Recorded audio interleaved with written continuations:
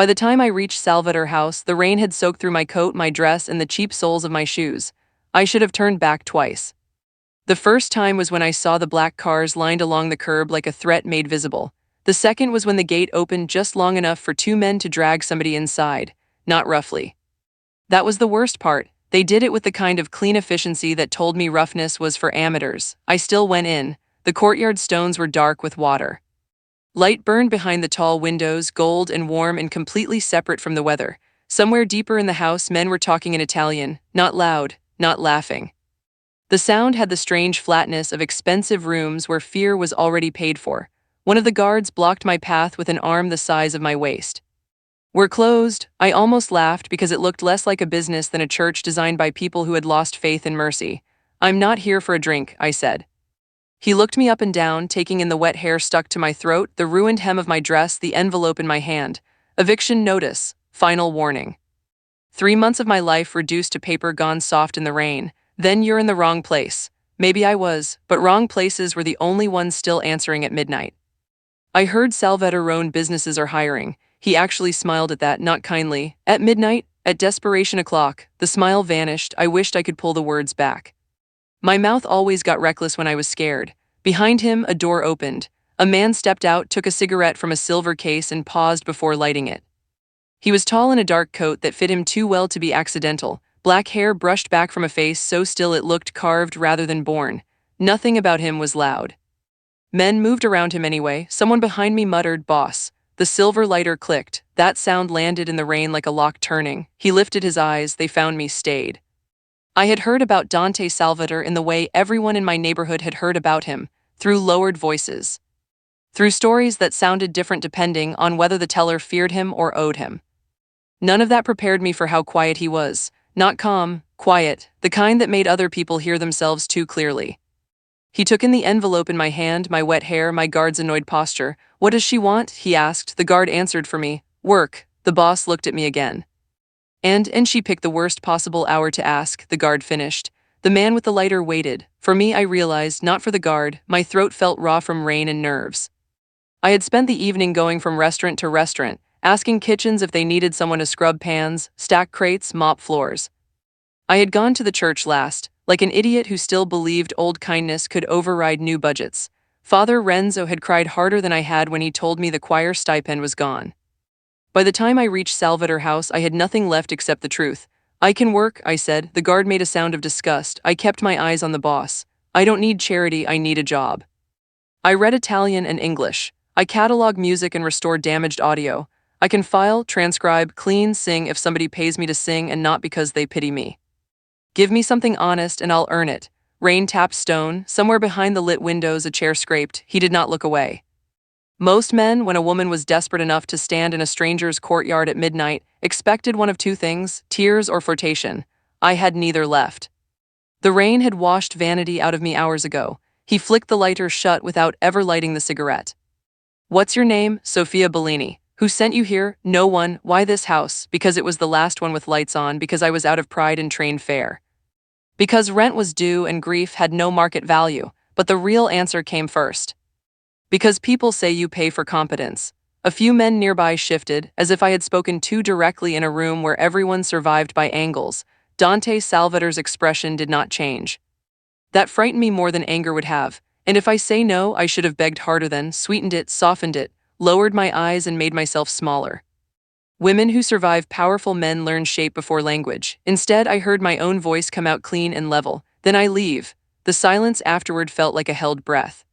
Something changed in his face. Not warmth, not mercy. Recognition, maybe, as if he had been listening for one sound all night and had finally heard it. He turned to the guard.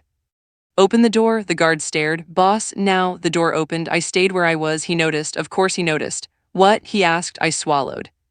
"What kind of work?" A man to Dante's left barked a laugh. Dangerous apparently was not the same as stupid. Dante slid the lighter into his pocket.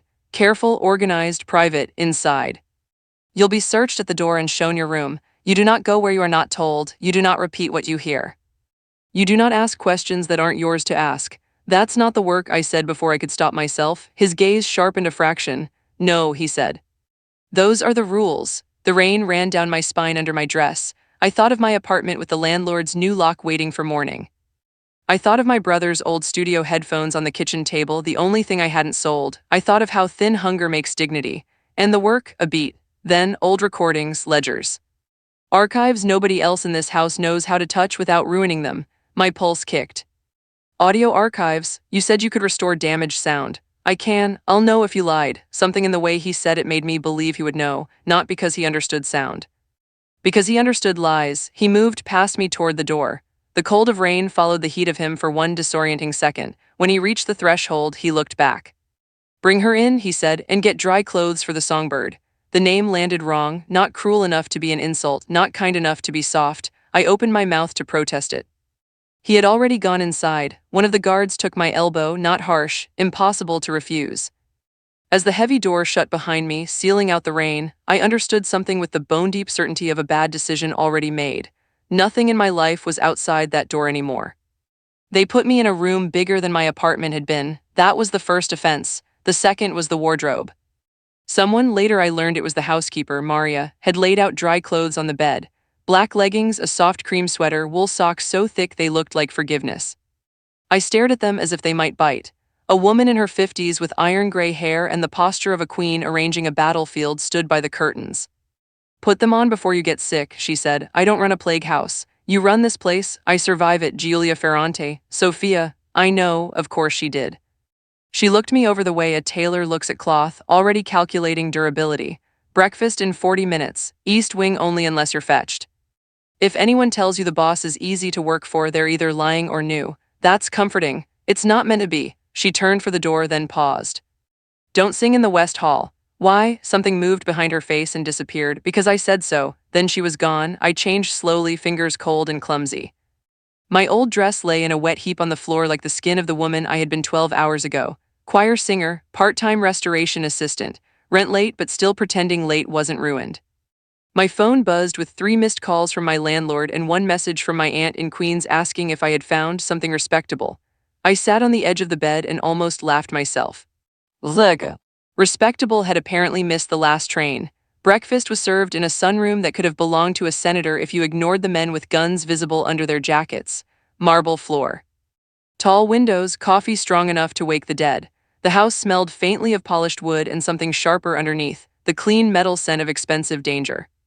Oscar Bellomo arrived carrying a tray and glaring at a croissant like it had insulted his mother. He was enormous, not fat, solid. A dark suit stretched over shoulders that looked capable of moving furniture or governments. His tie was crooked by exactly half an inch, as if he resented the concept. Maria came in behind him with another pot of coffee. She was younger than Giulia, round-faced and pretty in the soft way old paintings were pretty.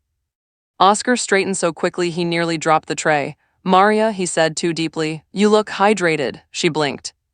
Thank you, he nodded once like a man who had executed a flawless strategy and set the tray down. I bit the inside of my cheek. Maria turned to me with instant warmth. You are the new girl, eat. In this house, trouble arrives faster on an empty stomach. Oscar muttered, so does cholesterol. Maria ignored him, Giulia did not. If you say the word cholesterol before 8 in the morning again, Giulia said, entering with a ledger under her arm, I'll poison your eggs and spare us all. Oscar sighed dramatically. This is exactly why true love never visits men in security. Maria colored. Giulia closed her eyes for 1 patient second. I couldn't help it. I laughed. Oscar looked at me as if I had committed an alliance. Excellent, the witness laughs. Now I die humiliated. The room softened by half an inch. Then Dante walked in and the softness left it all at once. No one announced him, they just changed, shoulders aligning, voices thinning, even Oscar's face settled into usefulness. Dante crossed the room with the same black coat from the night before draped over one arm and a stack of folders in his hand. He looked as if he had not slept and had no requirement to. His eyes found me first. It annoyed me that I noticed. Eat, he said. I had already lifted the coffee. Working on it. A pause, not dangerous, evaluating. He set the folders down in front of my plate. These are inventory logs, old cassette tapes, reel-to-reel transfers, voicemail backups, some personal, some business. You restore them. You catalog them, you touch nothing else. What am I looking for? You're looking for damage. That's broad. It's supposed to be. Giulia set down a pen beside the folders. Archive room is downstairs, no phones inside. I nodded. And if I hear something illegal, Oscar made a choking noise into his coffee. Dante pulled out the chair opposite me and sat, though he didn't touch the food Maria set before him. You'll hear many things in this house, Sophia. Your survival will improve if you learn which ones belong to you. I should have said yes. Instead, I heard myself answer, that sounded like a threat. He folded his hands once. That sounded like instruction. The sun came through the windows and struck the silver lighter in his palm. I had not even seen him take it out. He turned it over once with his thumb, metal flashing. Click, that sound again. I looked at it before I could stop myself. His gaze dropped to my face, then lower to the folders, as if noting exactly where my attention broke. Why audio? He asked. The question came out so abruptly it almost felt personal. My brother taught me. Where is he? The coffee turned bitter in my mouth. Dead. Nobody at the table moved. Not pity then, good. I could not have borne pity before breakfast. What did he do? Dante asked. Sound engineer, church recordings, weddings, small studio work. He restored old tapes for people who wanted to hear dead relatives again. And you? I listened beside him long enough to get good. Good enough to catch what others miss? Yes, he held my gaze. For a second too long. We'll see. When he stood, the chair made almost no sound on the marble. Oscar, take her downstairs. Giulia, keep her on this side of the house until I say otherwise. I frowned. Why? Dante looked at me the way men look at windows before deciding whether to break them. Because my enemies are looking for something in those recordings. Until I know what, you stay where I can control the variables. Variables, I repeated. That's a charming word for human beings. His expression stayed still. Get used to my vocabulary, songbird. He turned and left. I hated the nickname. I hated more that it lingered. Oscar waited until the room exhaled around Dante's absence, then shoved the basket of pastries toward me. Take one. I thought you hated them. I do, that's why you should take one. If they remain on the table, I hear them. I stared at him. He leaned in confidentially. Do you know how hard it is to be loyal to a criminal empire and also maintain a calorie deficit? A laugh escaped me before I could stop it. Giulia looked almost offended by the existence of joy. Oscar, what? The girl needs context. He rose and gestured toward the door with theatrical misery. Come on, songbird. Before the boss invents more vocabulary. I stood, clutching the folders against my chest. At the threshold, I glanced back through the sunroom windows. The rain had stopped. The courtyard stones still shone dark where I had stood last night, asking for work like I still believed effort could keep a person clean. Oscar opened the basement door for me. Heavy steel. Lock on the outside. My smile vanished. He noticed that too. House rule, he said lightly, nothing personal. Then more quietly, it usually is. The door shut behind us. The archive room smelled like dust, cold metal, and old secrets. Shelves lined all four walls, packed with labeled boxes, hard drives, cassette cases, and bankers' files thick enough to hide bodies behind. A single worktable stood under a hanging lamp. The equipment was better than anything I had used outside a professional studio. Calibrated deck, real machine, headphone amp, restoration software on an isolated workstation. Crime paid well. Apparently it also respected signal integrity. Oscar dropped a ring of keys on the table. Only these cabinets, don't touch the red tags. If the machine starts smoking, call someone more technical than me. You don't seem technical. I'm deeply technical about exits, weapons. And sodium intake. He looked up at the exposed pipe in the ceiling and muttered, and if any pigeon has gotten in here. I'm quitting, there are no pigeons in the basement. That's exactly what pigeons want you to think. When he left, the room got very quiet. Not empty, quiet, there was a difference. Houses like this never really stopped listening. I started with the first box: household voicemails, security copies, duplicated meeting recordings, old transfers from damaged cassettes. Some were harmless. Men talking numbers, deliveries. Family arguments in fast Italian. One message from a child asking her father to come to a school concert that made me take off the headphones for a second and breathe. By noon I had built a system, color-coded 3 shelves, and restored 2 files the previous operator had nearly destroyed with bad equalization. Work steadied me. It always had. Sound was kinder than people. It broke in ways you could measure. I was halfway through an unlabeled cassette when I heard it, not the voice, the cut, tiny, less than a breath. A silence too clean to belong there. I rewound and played it again. A man's voice, low and angry, speaking over traffic noise. Delivery moves Thursday. Luca already, cut, then static. Then the same voice, same pace, finishing a different sentence in a different room. My skin prickled. Someone had spliced it, not well enough. I marked the time stamp, isolated the frequencies, and found another problem: air conditioner hum in one half, radiator hiss in the other. 2 recordings pretending to be one. Interesting, I jumped so hard the headphones slipped around my neck. Dante stood in the doorway. He must have been there long enough to see the waveform on the screen, because his gaze was on the split point, not on me. Still, I felt the force of his attention everywhere. You walk very quietly, I said. You listen very loudly. I frowned. That doesn't even make sense. It doesn't have to. He came closer, stopping on the far side of the work table. Close enough that I could smell wool, cold air, and something darker beneath it. Not cologne exactly. Night, asphalt after rain. I hated that I noticed. I hated more that my body noticed before my mind permitted it. I turned back to the screen. This one was edited. How sure? I'd stake rent money on it. His eyes shifted to me. You have any rent money left? I ignored that. There's a splice here and here, different room tone, different electrical interference. Whoever did it knew enough to fool casual listening, not enough to fool me. Play it. I did. He listened without moving. The lighter sat in his hand, unlit thumb resting on the wheel. Click. My eyes flicked to it automatically. He saw, he always saw. Why don't you sing in the West Hall? I asked before common sense could stop me. That made his face change, not openly. A small hardening around the mouth. The kind a person learns only by watching carefully. Julia told you that. She tells things like commandments. She had reasons. What reasons? He did not answer. He looked at the screen again. Can you recover what was cut? Maybe. If the original wasn't overwritten, do it. I nodded, then hesitated. Who's Luca? Nothing moved in him, not a blink, not a breath I could see. You ask too many questions. You hire strange women from courtyards. We all have defects. For one impossible second, I thought the corner of his mouth might move. Then it was gone. His phone vibrated. He checked it, expression flattening further. You'll eat upstairs in an hour. I'm working. That wasn't a request. I noticed. He turned to go. Dante, the name left my mouth before I considered what it would sound like in this room. He stopped. The silence that followed felt like standing too near a ledge. I should have asked something safe. Instead, I heard myself say, "Why did you hire me?" His back stayed to me. One hand braced on the door frame. For the first time since I had met him, he looked as if he were measuring not danger but words. Then he glanced over his shoulder. Because, he said quietly, you asked for work, and he left.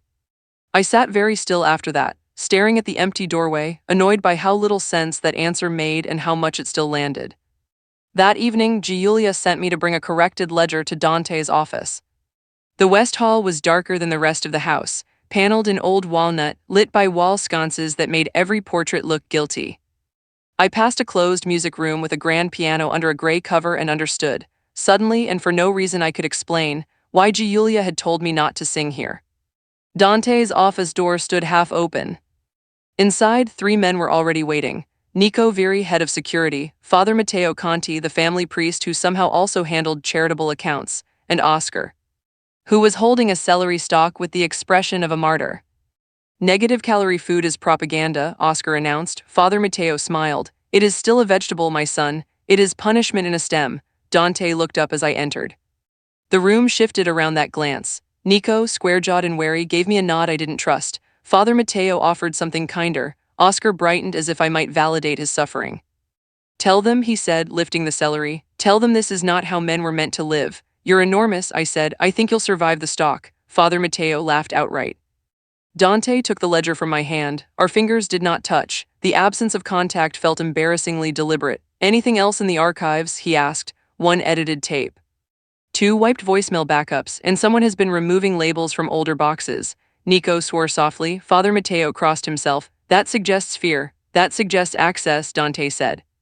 He looked at Nico, changed the rotation. Nobody enters the basement alone. Nico's jaw tightened. You think it's internal? I think it's easy. My pulse skipped. Internal.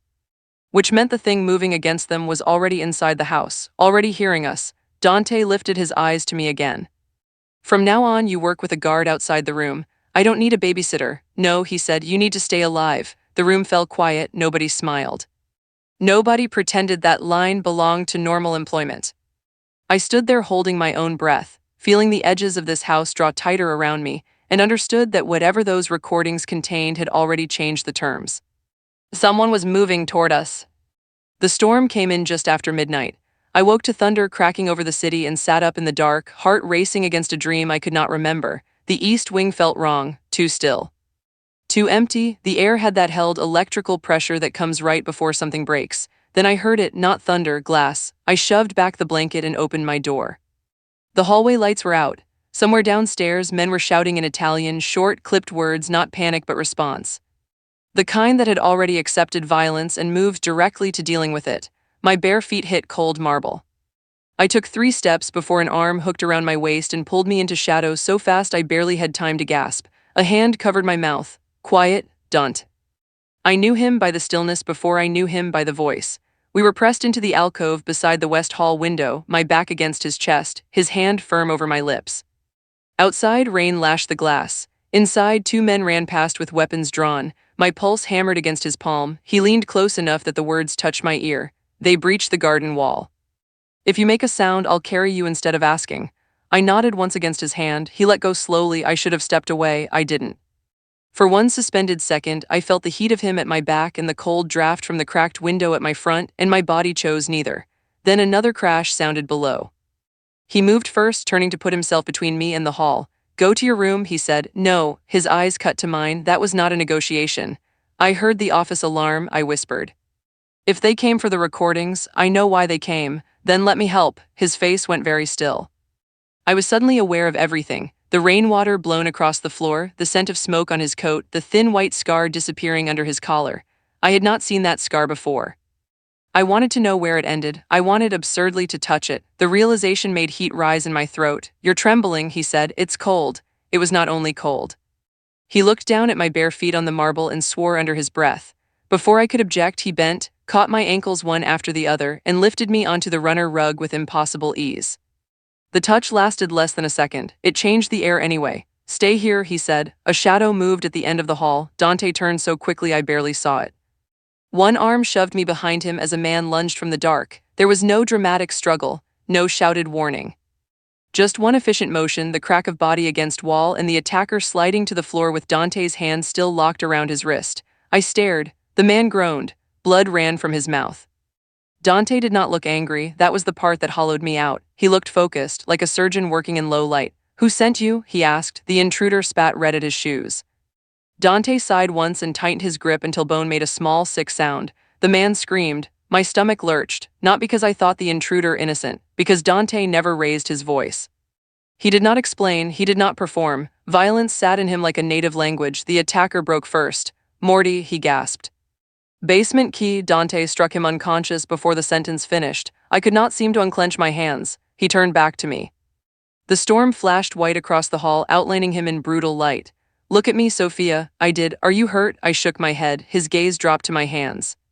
He stepped closer, slower this time, and pried my fingers loose from each other one by one. I had dug crescents into my palms without noticing. "Breathe," he said. I tried, failed, tried again. Something old and strange moved through his expression. Not softness, memory. Then, before I could stop myself, I heard music under my breath, not words, a line. 4 notes of an old Neapolitan lullaby my mother used to hum when storms broke over our building.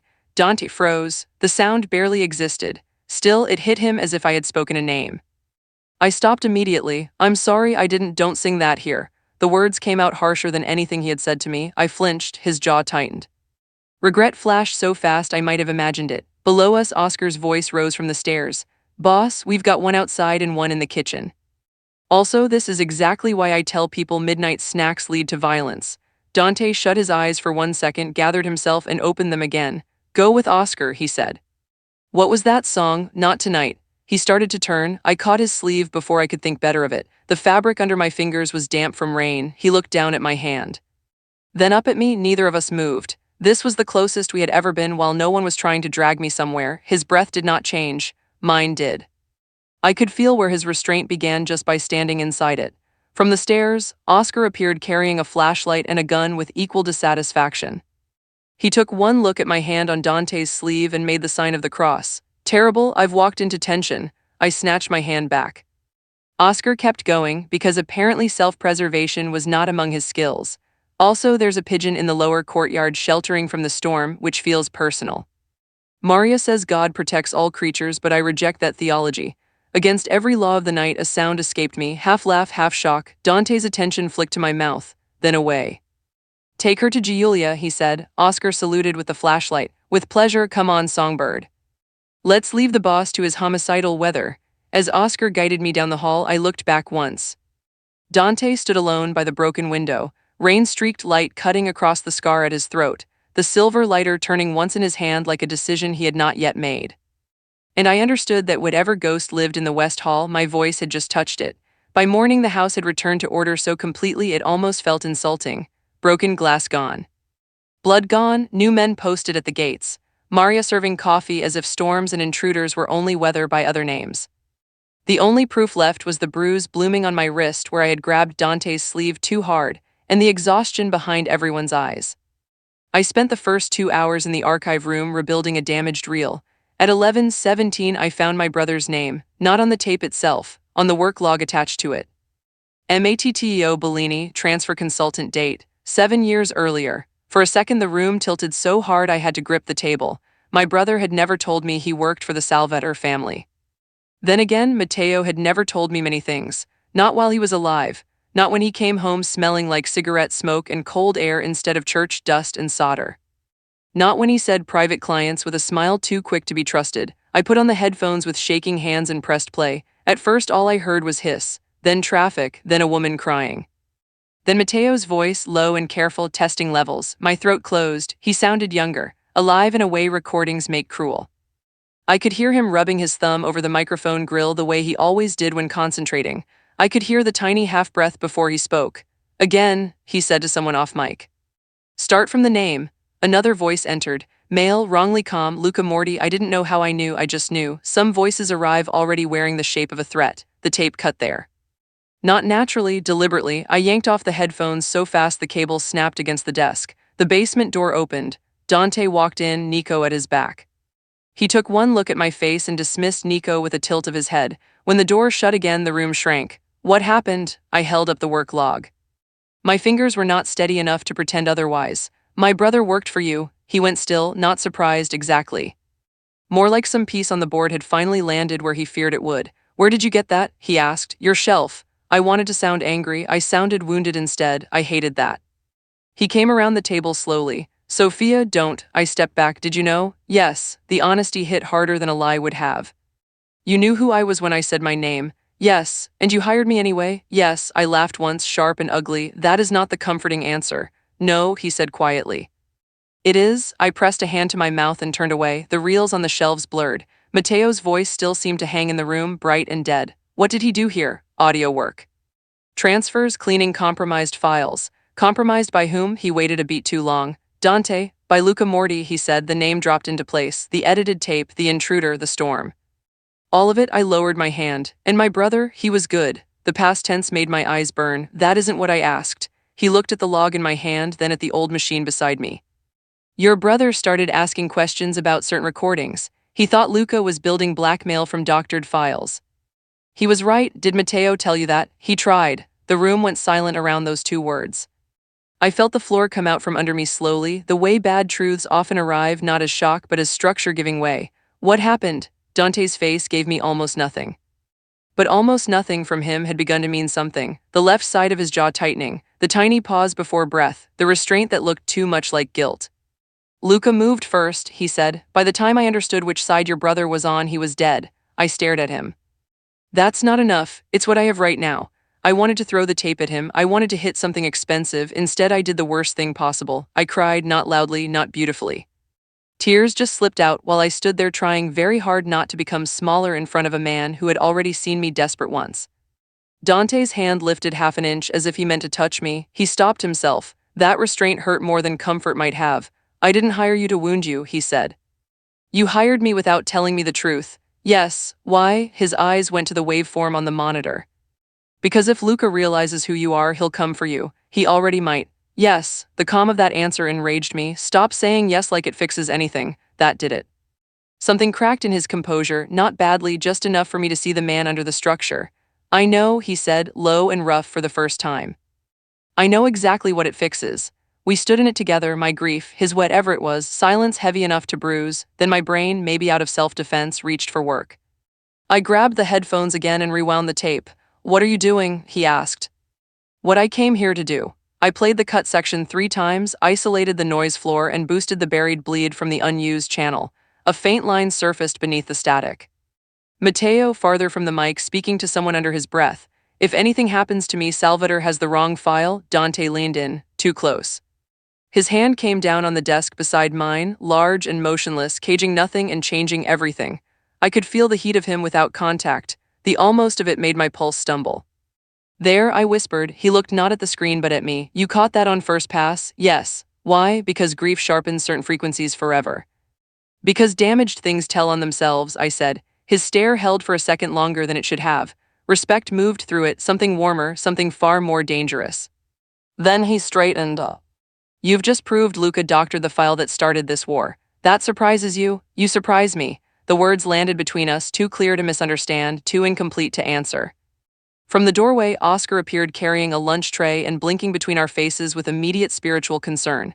Oh no, he said. You're having eye contact again. I scrubbed at my face. Go away, Oscar. I would love to. Unfortunately, Maria says if I don't make sure you eat, she'll tell everyone I cried during a detergent commercial. You did cry, Dante said. Oscar pointed at him, scandalized. That information was shared in Brotherhood. Somehow, against all reason, the sound I made then was almost laughter, and somehow Dante noticed that too. They moved me that night. No warning, no discussion. Giulia packed a bag for me with the expression of a woman who had already decided resistance wasted time. Oscar carried the equipment case. Dante said only, car, now. Rain had started again by the time we reached the garage. I wanted to ask where we were going, why now, what the tape had changed.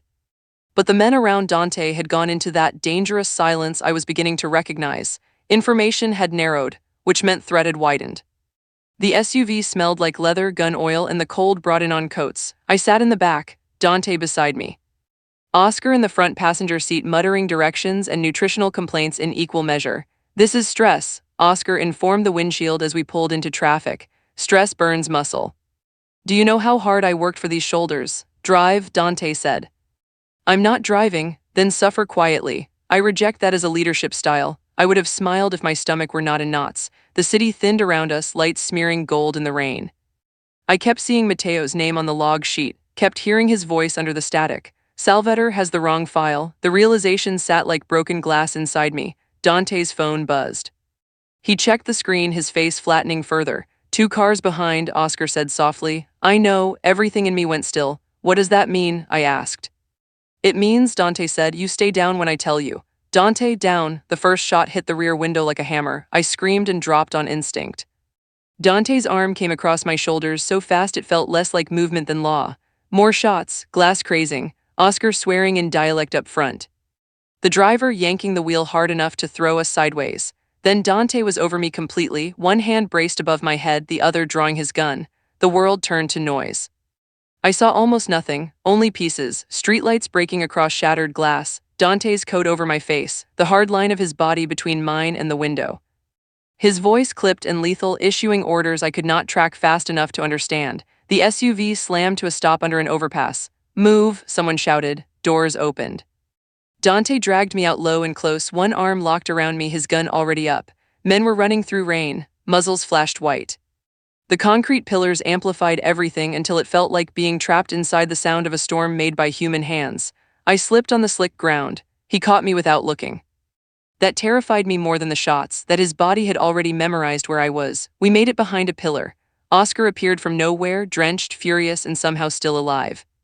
Boss, respectfully, he said while reloading, this evening is garbage. Left side, Dante said. I saw that, I'm not blind, just endangered. Another burst of gunfire. Dante shoved me lower and returned it with 3 controlled shots. No wasted motion, no rage, only result. A man rushed our cover from the right. I saw him before they did. Saw the angle, the gun, the breath he pulled before the trigger. Dante, he turned, fired, the attacker went down, silence hid in pieces after that, rain, footsteps, a far siren. My own breathing shredded. Dante knelt in front of me and took my face in both hands. It was the first time he had touched me like that, not to move me, not to quiet me, to check I still existed. Look at me, Songbird. I did. Are you hit? I shook my head. His thumb dragged once under my eye. Rainwater, not tears, I hoped. He let go immediately, as if touching me longer would cross a line he had drawn for both of us. The safe house was a converted rectory on the edge of the Bronx, all old brick and narrow windows. By the time we got inside, I had stopped shaking externally and started doing it somewhere deeper. Dante sent everyone out except Oscar, who stood in the doorway looking between us with the tired alarm of a man who had seen emotional disasters before. Do you need me here? Oscar asked. Yes, I said at the same time Dante said. No, Oscar sighed. Terrible, I'll be in the kitchen making coffee nobody deserves. He left, the room went quiet. Water dripped from Dante's coat onto worn wood floors. Blood darkened one cuff, not his, I thought, then saw the shallow cut at his temple and forgot how to breathe. You're bleeding? It's nothing. That is a stupid sentence men say before collapsing. He almost smiled, almost. I crossed to him with the first aid box Giulia had shoved at me before we left. My hands shook opening it. His did not shake at all as he sat on the edge of the table and let me come near. "Hold still," I murmured. "You're the one trembling." I noticed. I cleaned the cut gently. He watched my face, not my hands. The awareness of that gaze made every inch between us feel deliberate. He could have stopped me. Could have reached for me, could have said my name in that low voice and ruined the room. He did none of it. Restraint. Again, it was worse than if he had been careless. "Why me?" I asked before I lost the nerve. He was silent so long I thought he would refuse. Then very quietly, "Because you stood in the rain asking for work and never once tried to make yourself smaller." My hand stilled against his temple. "In my world," he said, "people beg by lying. By flattering, by lowering their eyes so you have to imagine the knife they'll use later." You looked at me and said work, not help, work. The room narrowed to the sound of rain against glass. "I shouldn't like that answer," I whispered. "No, but I do." His eyes darkened. For one suspended second neither of us moved. Then his hand lifted, stopped near my jaw and fell back to his side. A third restraint, the one that broke me. "I don't know what I'm doing," I admitted. It cost me to say it. Maybe that was why it came out true. "I'm not afraid of you the way I should be, and that feels wrong." His breath changed. "Not much, enough." "Say stop," he said. I looked at his mouth, then back at his eyes. "I didn't say go." "No," he said softly. "You never do anything the easy way." When he kissed me, it was nothing like the violence outside. Careful, barely there. A question asked with more restraint than most men ever use in prayer. I answered by not moving away, by touching the wet lapel of his coat, by letting myself stay. The silver lighter clicked once in his pocket when he shifted closer. Later, when my forehead rested against his and the war waiting outside the room had not changed at all, I heard him say it so quietly I might have imagined it. "Songbird, war had arrived." The first dead man I knew by name was Father Matteo. He died at noon on a Thursday in front of a bakery that sold sugared knots he was always pretending not to eat. Oscar came back to the house with blood on his collar and no joke ready. That was how I knew before anyone said the words. Giulia took the grocery bag from his hands because he was still carrying it. Apples, a loaf of bread, a newspaper soaked through where the rain had found it. The ordinary insulted me. "How?" I asked. Oscar looked at the floor. "Drive-by, quick, professional, professional." Another clean word for a filthy thing. Father Matteo had not been a saint. No priest who moved comfortably through Dante's world could afford that. But he had blessed the house at Christmas, smuggled school fees to widows, and once told me over tea that guilt only became useful when it made a person gentler. The idea that a man like that could simply be removed in daylight made my skin feel too thin. Dante did not come to the kitchen until evening. When he did, the whole room seemed to gather around the fact of him. He had changed clothes, but not enough to erase the day. His hands looked scrubbed raw. There was dried blood under one thumbnail. I stood before I knew I meant to. "Was it Luca?" "Yes." The answer came fast, flat, no room for hope. "Because of me?" That pause was the answer. Anger flared so bright I almost welcomed it. Grief had been drowning me all day. Anger at least had edges. "You said you were protecting me." "I am." "Father Matteo is dead." His face tightened once. "I know." I took a step closer. "Do you?" The kitchen went completely silent. Giulia turned away on purpose. Oscar found sudden religion in the fruit bowl. Dante's voice dropped. "Not here." "Where then?" "In another room with thicker walls." His eyes met mine. "Yes." He led me to the office, closed the door. I turned on him before the latch settled. "How much of this is my brother?" He said nothing. My pulse started to pound. "How much of this is because Matteo tried to tell you something and you didn't listen?" Still nothing. Then I saw it. Not confession, worse, permission. As if he had decided I was owed the truth even if it ended us before we had begun. My knees nearly gave out. "You did something," I said. Dante's jaw flexed once. "I signed an order." I stared at him. "No, no, that was not language. That was a blade made of grammar." "What order?" "Your brother was identified as part of Luca's operation. The evidence said he engineered the file that led to my sister's death." His voice never rose. I approved the response. I could not feel my hands. "You had Matteo killed." The room remained brutally still. "I signed the order," he said. "Luca built the lie. There are pains that come like impact. This one came like collapse." Everything inside me that had been arranging itself around Dante, fear, trust, want, confusion, the unbearable relief of being seen, gave way at once. I stepped back. He did not follow. That hurt too. "My brother died because of you." "Yes." "Did you ever mean to tell me?" "Yes. When I had proof." I laughed and it came out broken. "How noble." He took that without flinching. For a moment I hated him with enough purity to breathe. Then the hate split down the middle, because I had seen his face when he spoke of Lucia, because I knew grief when it stood in front of me wearing another name. Because nothing was simple anymore, and simplicity would have been such a mercy. A knock came at the door. Giulia entered only when Dante said yes. "There's a car ready," she said to me, not him, me. "Cash, new papers, your aunt's address in Queens. If you want out, take it now." I argued for that much. I looked at her. "He agreed," Dante answered. I told her to. Something in my chest twisted so hard I nearly doubled over. The car was waiting by the side gate within 10 minutes. Oscar drove. He did not speak for the first 6 blocks. Rain stippled the windshield. Traffic sighed around us.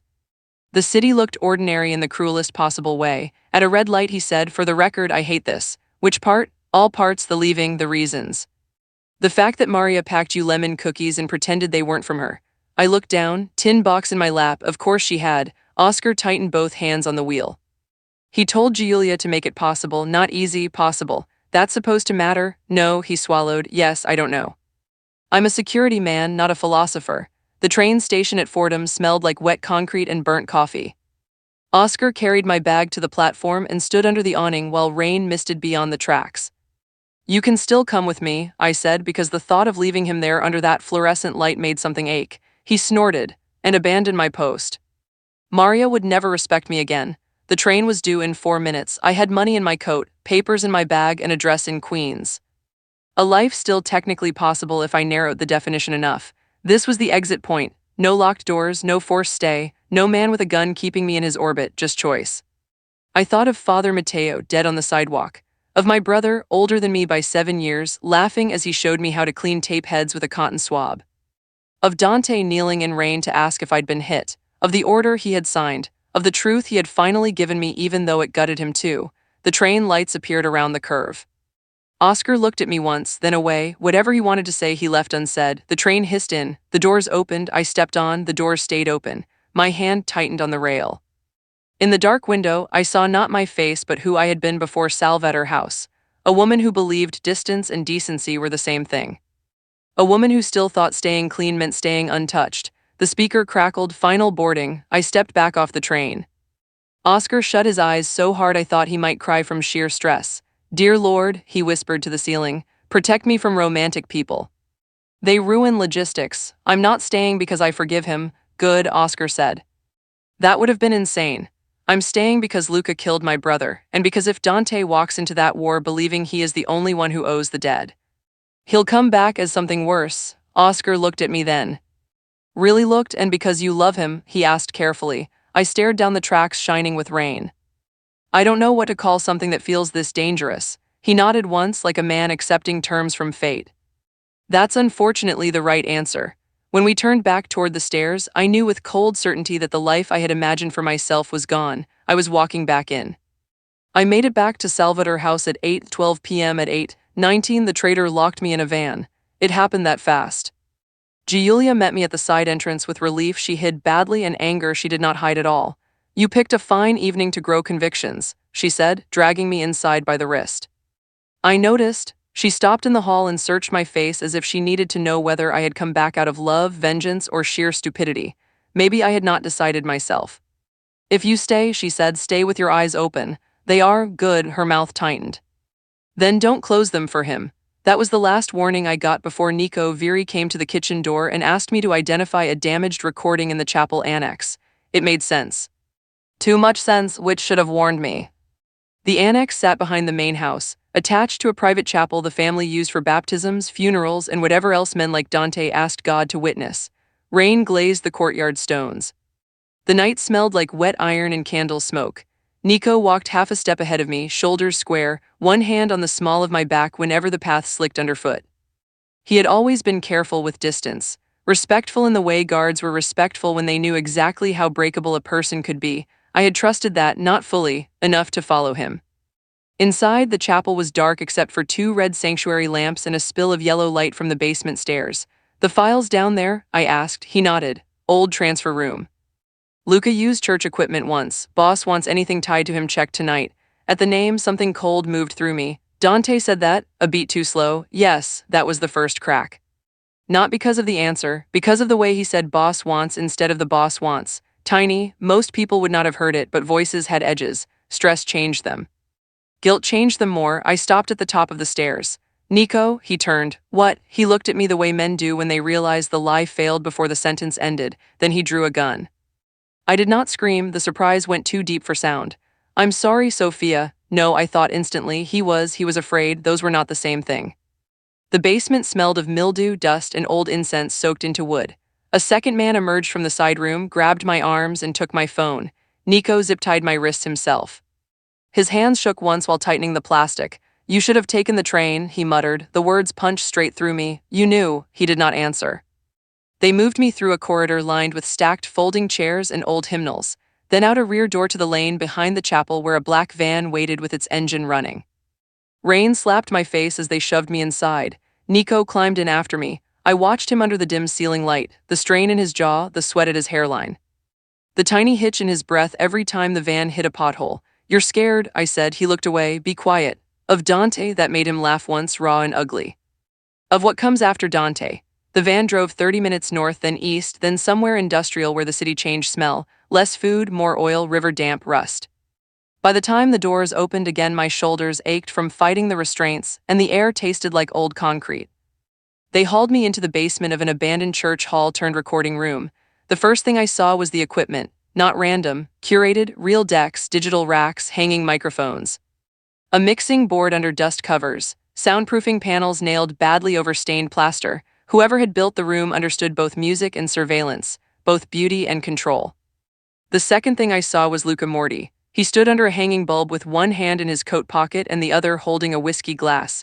He was not as tall as Dante, not as still. But he had the same economy in the way he occupied space, which was somehow worse. Dante's silence felt like restraint. Luca's felt like appetite. He smiled as if we were arriving for dinner. Sophia Bellini, he said, I wanted to meet the girl with the impossible ear. His voice was smooth, almost gentle, a voice designed to be trusted right up until it was. I did not answer. His smile widened by half an inch. Good, Dante likes the brave ones. Nico cut the ties at my wrists only to retie me to a metal chair. That was when I understood how deep this went. He knew exactly which knot would hurt least and hold longest. Trusted then, not just close, intimate with the house's habits. Luca crouched in front of me. Do you know why your brother died? I kept my face still with effort. Because Dante heard what he expected to hear. Luca tilted his head. That's the thing about grief. It edits. I wanted to spit at him. I wanted to ask about Matteo. Instead, I said the only thing that mattered. What do you want? He looked delighted. A practical woman. He rose and wandered toward the console.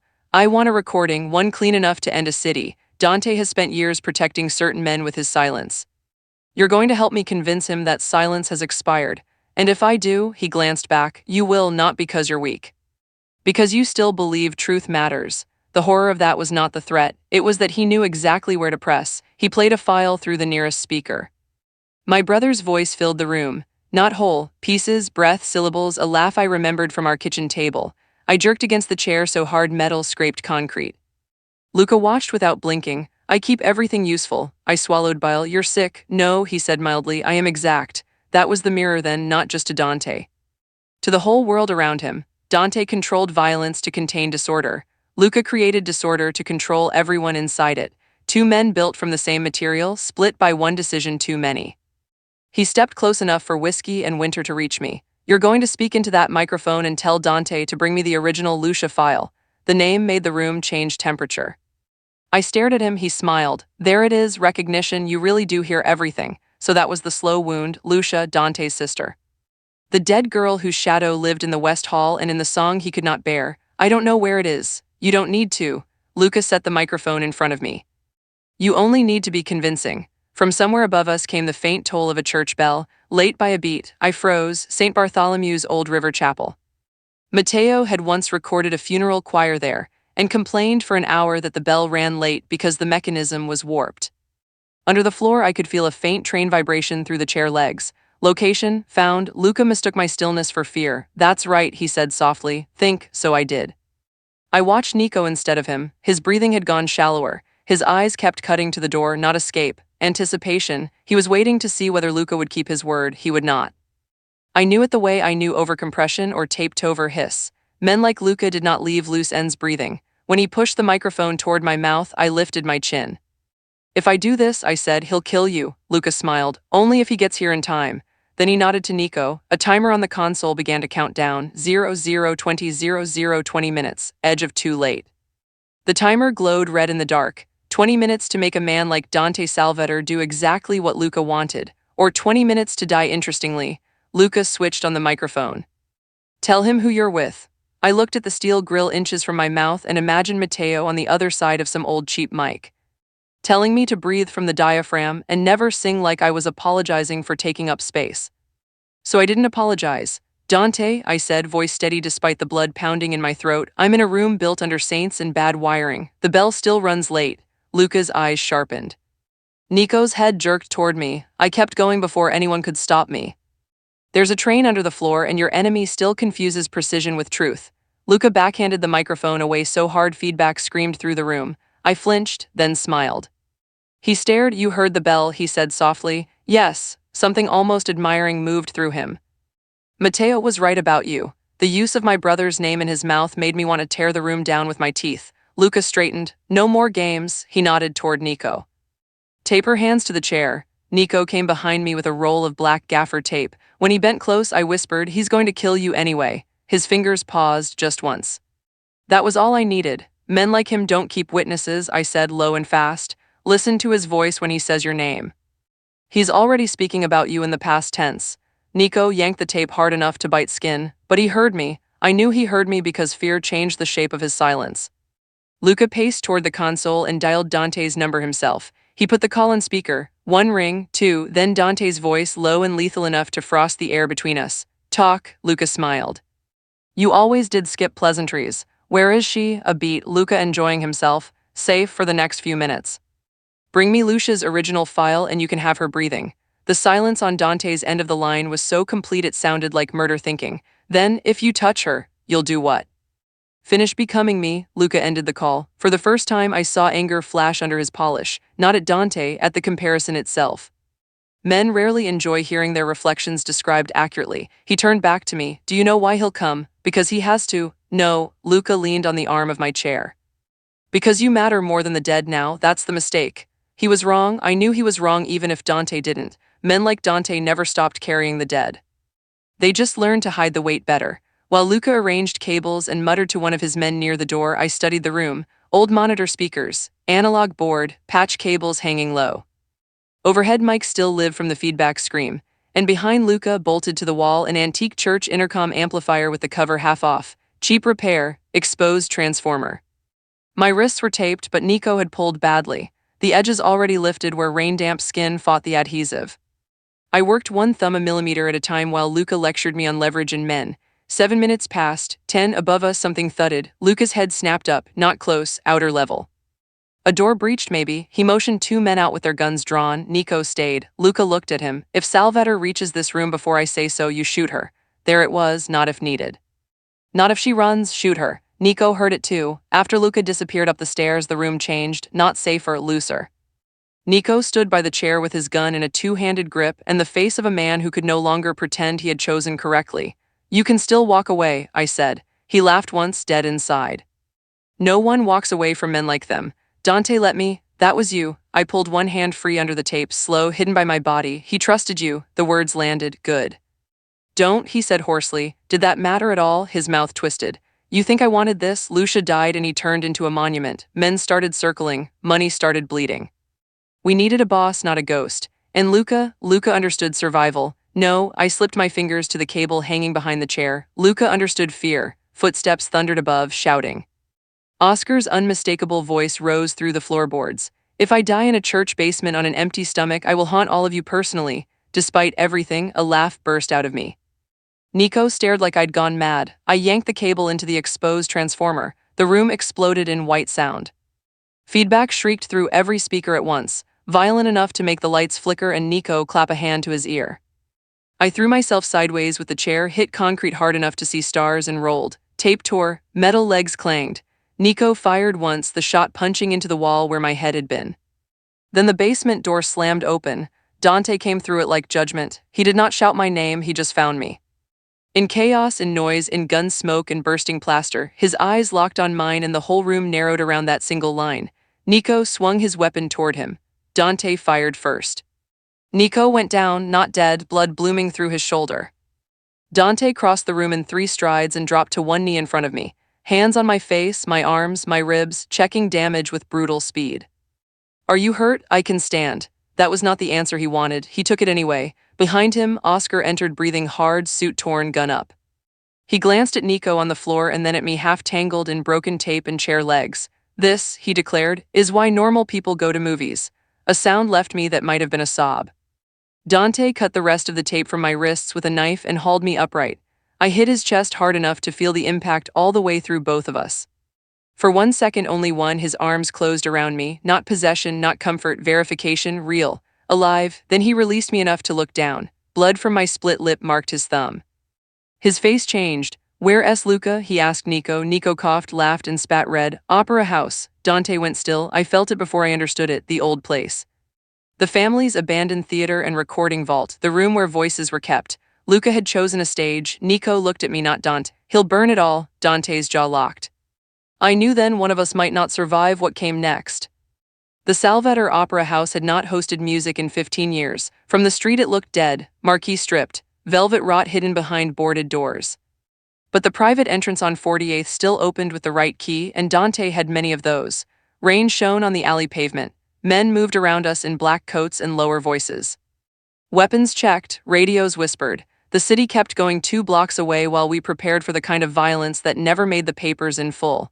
"You stay behind me," Dante said. No, his eyes cut to mine. I held his gaze. Luca built this around sound. "I'm not decoration." Oscar, crouched by the trunk loading magazines with tragic expertise, muttered, "Every time she does that, boss, I age internally." Dante ignored him. His stare stayed on me a second longer, hard enough to scorch. Then he gave one short nod. "Fine," he said, "but when I tell you move, you move." That was as close to compromise as he came. Inside, the theater smelled like mildew, dust, and old smoke caught in velvet. Our footsteps vanished into carpet gone threadbare. Somewhere deep in the building, a generator hummed. Live power. Luca wanted lights for his performance. Giulia led a second team toward the catwalk stairs, jaw set, pistol tucked against her spine. Her role in the house had always looked administrative until nights like this, when you realized women who survived men like Dante learned to keep more than ledgers balanced. I followed Dante through the wings. The stage beyond glowed under half the house lights. Gold leaf peeled from balconies. Red curtains sagged like dried blood.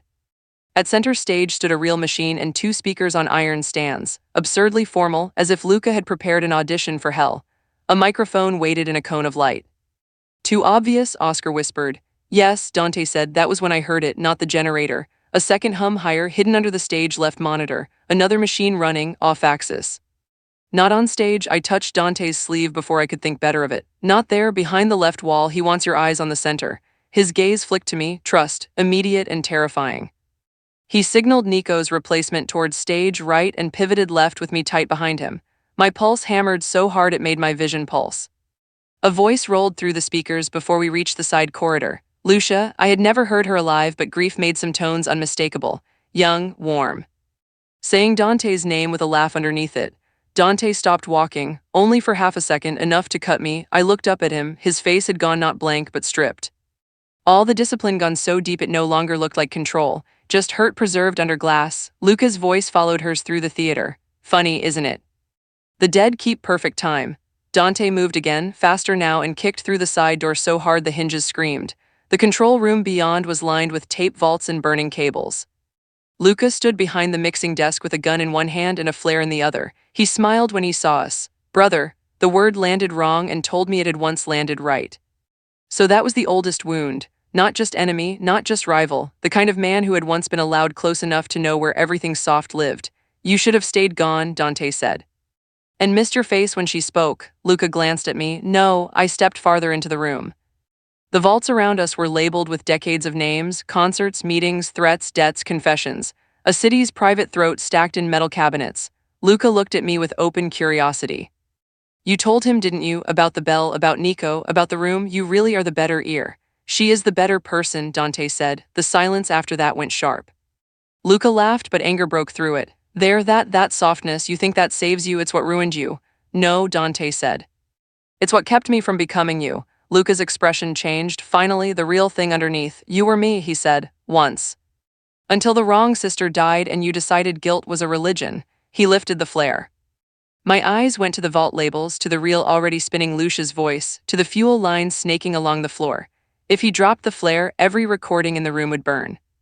"Dante," I whispered, "the line." He saw it instantly. Luca saw that I had seen it and swung the gun toward me. Dante stepped in front of me before thought finished. The shot hit his shoulder.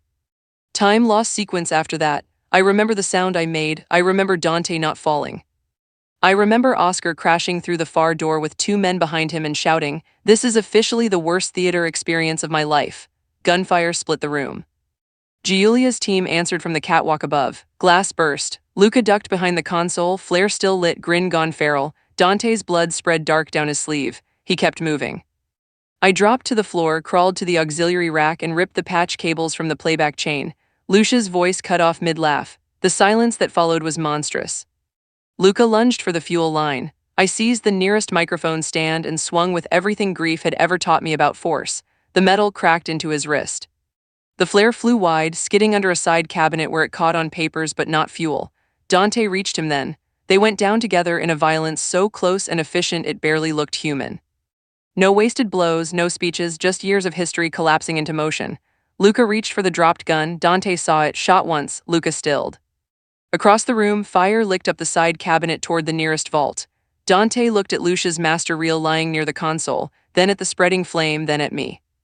I understood before he moved. If he saved the reel, Luca's blackmail archive might live with it. If he saved the room, he lost the last untouched voice of his sister. He chose the fuel line first. He kicked the burning papers clear, tore the line loose, and shouted for water and extinguishers. Men rushed in. Oscar swore at the smoke, the saints, and the nutritional consequences of dying under stress. By the time the fire was out, Lucia's reel had melted into a warped black ruin at the edge of the console. Dante looked at it once, only once. I went at him through smoke and splintered wood. Blood soaked his shirt. My hands shook when I touched his face. He leaned into that touch for the briefest fraction, enough for me to feel what the choice had cost. Luca lay dead at his feet. The vault was saved. The city would keep its secrets only long enough for us to bury the right ones and expose the rest. The war had an ending. It was ugly. It was earned. Dante looked at the ruined reel, then at me. It is over. 3 weeks later, the house smelled like basil, bleach, and plaster dust. Repair had its own soundtrack. Hammers in distant rooms. Men speaking more softly than before. Giulia barking instructions at contractors as if they were enemy soldiers too stupid to deserve survival. Life, in other words, refusing to wait for grief to become convenient. Father Matteo's funeral had been small by choice and large by consequence. Half the neighborhood came. So did women no one admitted were protected by salvator money, and boys from the parish school in jackets too short at the wrist because growing did not respect mourning. Dante stood through all of it with one arm in a sling and his face set so still I knew he was holding himself together by force alone. He did not ask me to stand beside him. I did anyway. After the burial, Maria pressed sweet bread into everyone's hands like sacrament. Oscar cried when she kissed his cheek and then tried to claim dust had attacked him. "There is no dust outside in the rain," Giulia told him. "Then love is physically weakening me," Oscar said, offended. Maria only smiled and took his empty plate. It was the happiest I had ever seen him look, which made perfect sense. Men like Oscar survived on minor victories and impossible women. By the 4th week, my work had moved upstairs by choice rather than necessity. Dante gave me the old music room at the end of the West Hall, the one Giulia had warned me away from. "You're sure?" I asked the first time he unlocked it. He stood beside me, silver lighter in his good hand, thumb resting on the wheel without moving it. "It was hers," he said, "Lucia's." The piano still sat under its gray cover. Sheet music remained stacked in a cabinet, edges yellowed. On the wall hung a framed program from a winter recital, and a photograph of a dark-haired girl laughing toward someone outside the frame. Dante never looked at the photograph for long. "That told me enough. I don't want to take something that should stay hers," I said quietly. He looked at the room, then at me. "It stayed dead long enough, so I brought in tape cleaners, a scanner, 2 new monitors, and my brother's old headphones. I started building an archive that did not serve blackmail or power. Family recordings, church choirs, recovered messages people thought were gone forever, a room for the dead to be heard without being used. That was the first thing we chose together. The second happened on a Tuesday over burnt garlic. I was making sauce, badly. Maria had been called away to her sister's apartment, and Oscar had appointed himself emergency supervisor while pretending not to look hopeful every time the front gate buzzed. "You're stirring like you distrust tomatoes," he said. "I distrust heat," I answered. "That's because you and the boss are alike, too much control." "Very bad for sauce. You work for a man who once interrogated someone without raising his voice." Oscar nodded. "Exactly, terrible for cuisine." The gate buzzed again. Oscar nearly vaulted the chair. I lifted an eyebrow. Maria, he straightened his jacket. Maybe people have complex needs. Some of them involve soup. When Maria did walk in carrying Basil and Rain on her coat, Oscar looked so relieved I had to turn back to the stove before I embarrassed him by noticing. She handed me the basil. She handed him a paper bag from the bakery. For later, she said. Oscar took it as if she had entrusted him with a crown jewel. I would die for you, Maria sighed. Please don't, it's cannoli. Dante came in behind her. The room changed on contact as always, not colder now, just more exact. My skin knew when he entered before my eyes did. I hated that I still had no defense against it. He crossed to the stove, looked into the pot and said, It survived. I'm not poisoning anyone. Disappointing. I turned to answer and found him closer than I expected. The sling was gone. The wound in his shoulder was healing badly, which seemed appropriate for him. Men like Dante did not scar neatly. The kitchen fell quieter around us. Oscar suddenly discovered a task involving cutlery. Maria followed with suspicious speed. Cowards. Dante touched the basil leaf stuck to my wrist and removed it with careful fingers. The contact lasted a second. My whole body heard it. Walk with me, he said, not command, not request, something in between. The rain had eased to mist by the time we reached the side garden. Wet stone, orange tree and a pot Father Mateo had once mocked as overly hopeful for New York. The city beyond the wall hummed like a machine pretending not to listen. Dante stopped under the awning and faced me. I have spent weeks deciding whether asking this is selfish. My pulse changed. That doesn't sound promising. It is. He reached into his coat and took out a ring box so plain it made the moment hit harder, not softer. No performance, no candles, no audience. Only the weight of a man who had already buried too much. I can't offer you safety, he said. I can offer truth when it costs me, a house where your work belongs and every ugly thing in me turned in the right direction when it matters. My throat closed. He opened the box.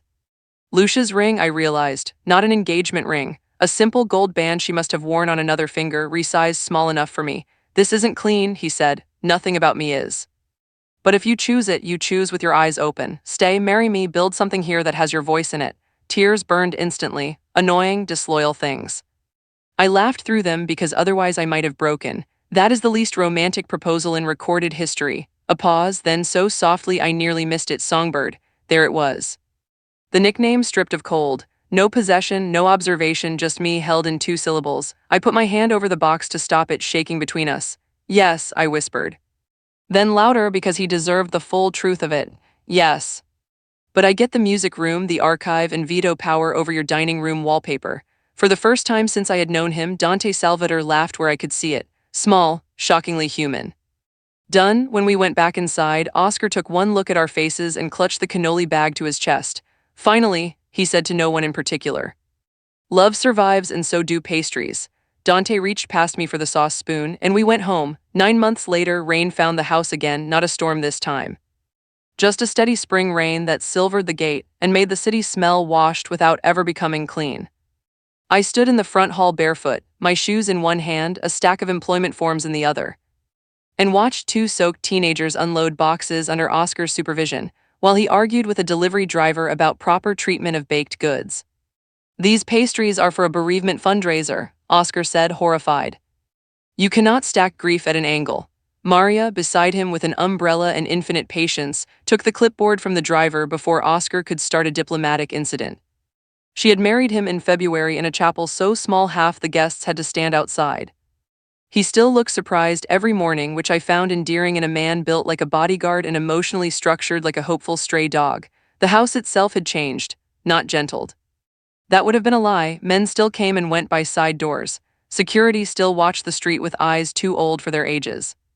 Dante still wore dark coats and made cities rearrange themselves by entering rooms. But there were also school invoices on the kitchen counter, sheet music in the West Hall, and 3 afternoons a week when widows, cousins, and children of men chewed up by criminal loyalties came to the music room to learn how to clean old recordings or sing without apology. Lucia House, Maria called it when she thought Dante could not hear. He heard everything, he never corrected her. I had spent the morning interviewing applicants for the archive and community kitchen we funded through a web of legitimate fronts and one priest's very aggressive blessings. Most were nervous. A few lied. One man called me Signorina 6 times in 10 minutes and tried to sell competence he did not have. I sent him away. Then the last woman arrived, 22 maybe, coat too thin, hair dripping down her back. rent notice visible through the cheap plastic sleeve around her papers because life had a cruel sense of symmetry. She stood in the doorway with rain pooling at her shoes and said very clearly, "I'm not here for pity, I need work, I can type, I can inventory, and I don't steal." The world went still, not outside. Inside me, same clean line, same refusal to soften, same naked dignity dragged in by weather and need. Behind me, from the archway leading to the study, I heard it, click, Dante's silver lighter. I turned. He stood half in shadow, watching me the way he had once watched from a courtyard doorway with rain on his coat and danger under his skin. Older now in ways grief had not caused alone. The lines at his mouth had eased. The hardness had not gone, it had learned where to rest. His gaze moved from the woman at the threshold to my face. He knew what I was hearing because he had heard it first in me. The lighter clicked once more, not threat now, not warning, simply the sound of him holding still long enough to feel something. I looked back at the girl. "What's your name?" I asked. "Teresa. Can you start tomorrow?" Her eyes widened. "Yes, good. Maria will show you payroll. Giulia will frighten you about paperwork. If you survive both, you'll be fine." A wet laugh escaped her before she could stop it. Relief made people beautiful in unexpected ways. When Maria led her inside, Dante stayed where he was.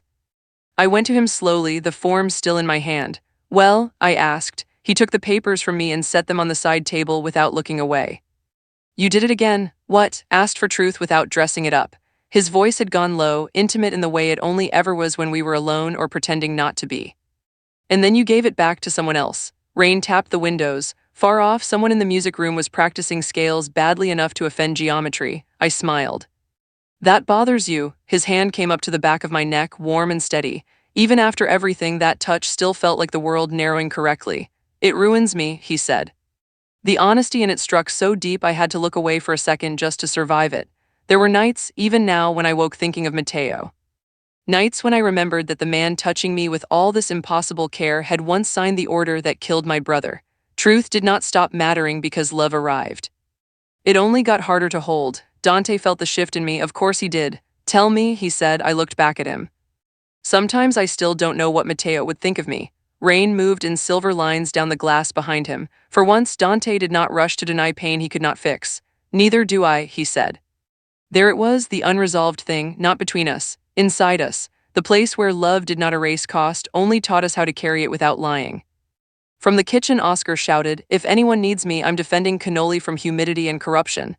Maria answered, "You are the corruption." I laughed into Dante's shirt. He bent his head, rested his mouth against my hair, and for one quiet second the whole dangerous house felt almost ordinary. Then he drew back, flicked the silver lighter open, and lit the candle on the hall table because the rain had dimmed the room. The tiny flame steadied between us. Chapter 1 had begun with that sound as a lock. This time it sounded like home. He touched the ring on my hand with his thumb. "Come inside, songbird." I did. And if I am honest, that was still the bravest thing I ever chose. Some nights I still wondered whether loving him honored my brother's truth or betrayed it. I never found an easy answer. Maybe there wasn't one. Would you have chosen Dante, knowing love would ask you to live beside the man who signed your brother's death?